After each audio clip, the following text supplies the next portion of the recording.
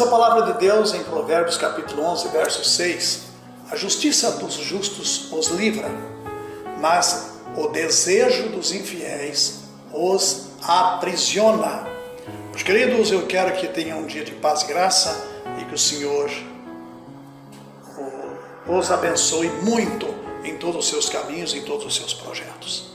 Quero falar convosco hoje sobre a palavra de Deus e comentarmos alguma coisa que nós ouvimos muito no meio da igreja, no meio do povo em geral: ovelha no meio dos lobos. Puxa vida, como falamos de ovelhas, como falamos de lobos e assim por diante. Você já deve ter ouvido alguém dizer que existem lobos ou muitos lobos no meio das ovelhas, até mesmo dentro da igreja. Isso pode ser até verdade. Também você deve ter ouvido a expressão lobo em pele de ovelha. Sim, até que é certo. Eu não duvido de maneira nenhuma disso. Já presenciei coisas horríveis.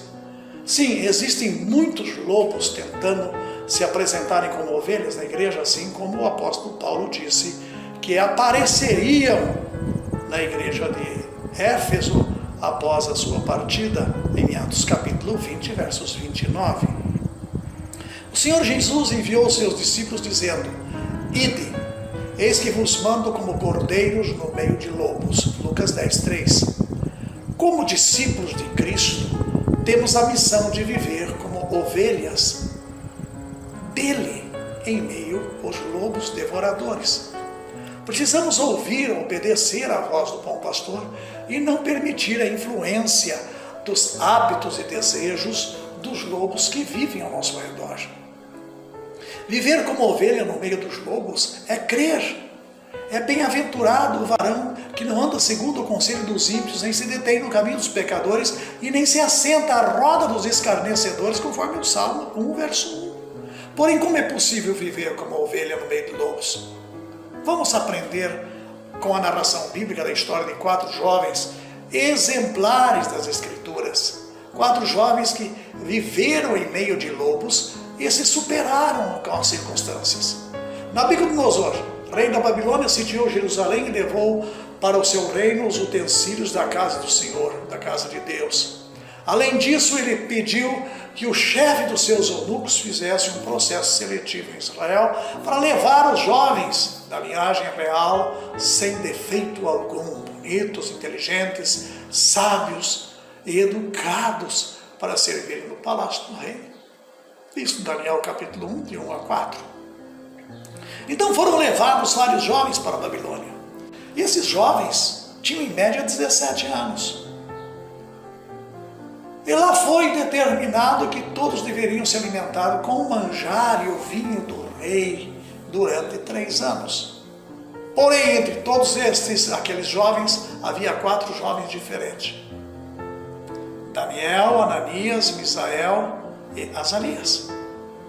Eles eram diferentes porque os seus pensamentos estavam voltados completamente para o Senhor. Mesmo estando na Babilônia, como todos os jovens. Diz a palavra de Deus que resolveu Daniel firmemente não contaminar-se com as finas iguarias do rei, nem com o vinho que ele bebia. Então pediu aos chefes dos eunucos que lhe permitisse não contaminar-se. Daniel 1:8. Da mesma forma, os amigos de Daniel também seguiram suas decisões e não se contaminaram com o vinho e o manjar do rei. Durante 10 dias,